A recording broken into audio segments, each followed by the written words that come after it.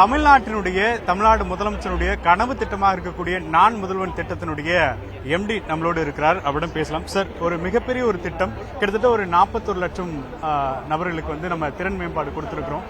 எவ்வளவு பெரிய அச்சீவ்மெண்டா பாக்குறீங்க சார்?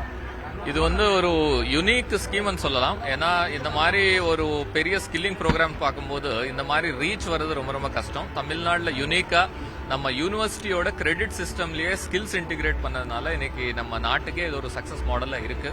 இன்னைக்கு யூஜிசி ஆர் ஏஐசிடியா இருந்தாலும் இந்த மாடல் ஸ்டடி பண்ணிட்டு அவங்களோட ரெக்கமெண்டேஷன்ல கொண்டு வர அளவுக்கு நம்மளோட மாடல் சக்சஸ்ஃபுல்லா இருக்கு. இதுல மிகப்பெரிய சக்சஸ் இன்னைக்கு நீங்க பார்த்திருப்பீங்க, நிறைய global companies IBM, Infosys, Microsoft போன்ற நிறைய குளோபல் கம்பெனிஸ் நமக்கு பார்ட்னர்ஸா இருக்காங்க நான் முதல்வன்ல. அண்ட் இதோட ரீச் ஒவ்வொரு ரிமோட் பார்ட் ஆஃப் தமிழ்நாடு போறதுனால ஒரு கிராமப்புறத்துல ஏழைய குடும்பத்துல இருந்து வந்த ஸ்டூடெண்ட்ஸ்க்கு ஒரு இண்டஸ்ட்ரி ரிலவெண்ட் ஸ்கில்லோட எக்ஸ்போஜர் கிடைக்கிறதுனால அவங்களுக்கு அந்த இதுக்கு முன்னாடி ஒரு MNCல வேலை வாங்கணும்னா அவங்களுக்கு அந்த எக்ஸ்போஜர் இருந்தாதான் ஒரு வாங்கக்கூடிய ஒரு சூழ்நிலை. இப்போ அந்த எக்ஸ்போஜர் நம்ம அவங்களோட கல்லூரிக்குள்ளே கொண்டு போறோம். அதனால அவங்களோட எம்ப்ளாயபிலிட்டி ரொம்ப ரொம்ப இம்ப்ரூவ் ஆகுது. இது ஒரு மிகப்பெரிய சாதனை. இப்பவும் மாணவர்கள் மத்தியில என்ன படிக்கணும்ன்ற குழப்பம் இருக்கும். எப்படி இன்டர்வியூ எடுக்கணும், ரெஸ்யூம் ரெடி பண்ணணும், எப்படின்ற ஒரு குழப்பம் அப்படிங்கிறது 10th இருந்து 12th வரைக்கும் நம்ம பார்த்துட்டே இருக்கோம். ஸோ அதை எப்படி பிரேக் பண்ணிக்கிட்டு இருக்கோம் சார்? இப்போ நம்ம ரெண்டு வகை இது பார்க்கலாம். ஒன்னு ஸ்கூலுக்குள்ள கரியர் கைடன்ஸ் செல் நம்ம உருவாக்கி இருக்கோம். அது கரியர் கைடன்ஸ் சிறப்பாக அங்க கரியர் கைடன்ஸ் டீச்சர்ஸ் கொடுக்குறாங்க. ஒரு முறை அவர் அங்க காலேஜுக்கு வந்தா எந்த ஸ்ட்ரீம்ல வந்தாலும் சரி, arts and science, engineering, polytechnic, ITI, முதல் வருஷத்துல அவங்களுக்கு பேசிக் கம்யூனிகேஷன் இங்கிலீஷ் கொடுக்குறோம். அதுக்கப்புறம் digital skills, basic digital skills கொடுக்குறோம். அதுக்கப்புறம் அவங்க டொமைன்ஸ் ஸ்கில்ஸ் சொல்லிக் கொடுக்குறோம், industry level domain skill. And கடைசியா ஒரு லாஸ்ட் கப்பல் ஆஃப் செமிஸ்டர்ல எம்ப்ளாயபிலிட்டி ஸ்கில்ஸ்ங்கிற கோர்ஸ் கொடுக்குறோம். இந்த கோர்ஸ்ல எப்படி அவங்க ரெஸ்யூம் ரெடி பண்ணணும், எப்படி இன்டர்வியூ ஃபேஸ் பண்ணணுங்கிற ட்ரைனிங் அவங்களுக்கு நம்ம கொடுக்குறோம்.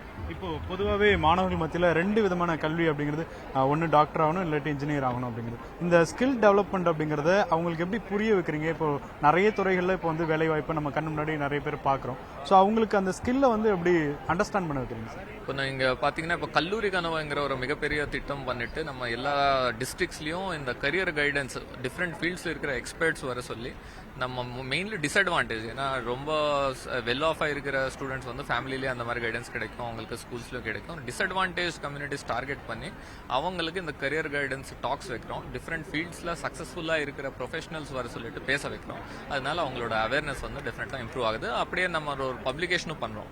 நம்ம ஸ்கில் டெவலப்மெண்ட் கார்பரேஷன் சார்பாக கல்லூரி கனவு புக்லெட் போட்டிருக்கோம். அதுல ஒவ்வொரு ஃபீல்ட்லயும் என்னென்ன மாதிரி ஆப்பர்ச்சுனிட்டிஸ் இருக்கிற அவேர்னஸ் ஸ்ப்ரெட் பண்ணதுக்கு நம்ம யூஸ் பண்றோம். அதே மாதிரி இந்த சேலரி மாறி இருக்கா சார்? இப்போ வேலை கிடைச்சிருது, ஒரு ட்ரைனிங் கிடைக்குது, பட் ஆனா அதோடைய சேலரி ஸ்கில் அது இன்க்ரீஸ் ஆயிருக்கா, இல்லாட்டி அது எப்படி பாக்குறீங்க? இப்போ சேலரி நீங்க பாத்தீங்கன்னா எல்லா யங்ஸ்டர்ஸ்க்கும் சொல்ல வேண்டியது, முதல்ல அந்த கம்பெனில லேர்ன் பண்றதுக்கான வாய்ப்பு நீங்க பாருங்க. ஏன்னா அவங்களுக்கு அதுக்கப்புறம் இருக்கிற இன்க்ரீஸ் நிறைய இருக்கும். எல்லாரும் ஸ்டார்டிங் சேலரி பாக்குறாங்க. ஆனா அந்த கம்பெனியோட பேரு, அவங்க என்ன வேலை செய்யறாங்க, அந்த கம்பெனிக்கு போனா நம்ம கத்துக்கிட்டு நாளைக்கு இன்னும் எவ்வளவு growth வரும் அது பாக்குறது மோர் இம்பார்ட்டன்ட். ஏன்னா அது பார்க்காம நம்ம இனிஷியல் சேலரி கம்மியா இருக்குன்னு சொல்லிட்டு ஒரு நல்ல கம்பெனிக்கு நோ சொல்றது ஒரு அட்வைசபிள் இது கிடையாது.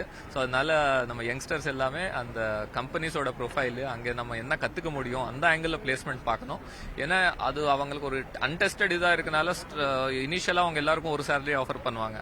உள்ள போனதுக்கு அப்புறம் உங்களோட திறமை, உங்களோட உழைப்பு பார்த்துட்டு கண்டிப்பா நல்லா பர்ஃபார்ம் பண்றவங்களுக்கு growth வரும். இப்போ 3 ஆண்டுகள் ஒரு நிறைவான நிகழ்வா இருக்கு. ஸோ அடுத்து வெற்றி நிச்சயம் அப்படிங்கிற திட்டத்தையும் துவங்கி இருக்கிறீங்க. ரெண்டுத்துக்கும் என்ன வேறுபாடு? இப்போ எவ்வளவு மாணவர்கள் பயிற்சி எடுத்துட்டு இருக்காங்க சார்? இப்போ நம்ம ஸ்கில்லிங் ஃபார் ஆல்ங்கிறது தான் நம்மளோட நோக்கம். எல்லாருக்கும் நம்ம திறன் கொடுக்கணும். அதுல யார் யாரெல்லாம் கல்லூரிக்குள்ள இருக்காங்க அவங்களுக்கு நான் முதல்வன் நம்ம திறன் பயிற்சி கொடுக்குறோம். யார் யாரு கல்லூரிக்குள்ள இல்ல, யார் டிராப் அவுட் ஆயிட்டாங்க அல்லது கல்லூரி முடிச்சுட்டு வெளியே போயிட்டாங்க, அவங்களுக்கு ஏதாவது திறன் வேணும்னா அதுக்கு கொடுக்கக்கூடிய திட்டம் தான் வெற்றி நிச்சயம் திட்டம்.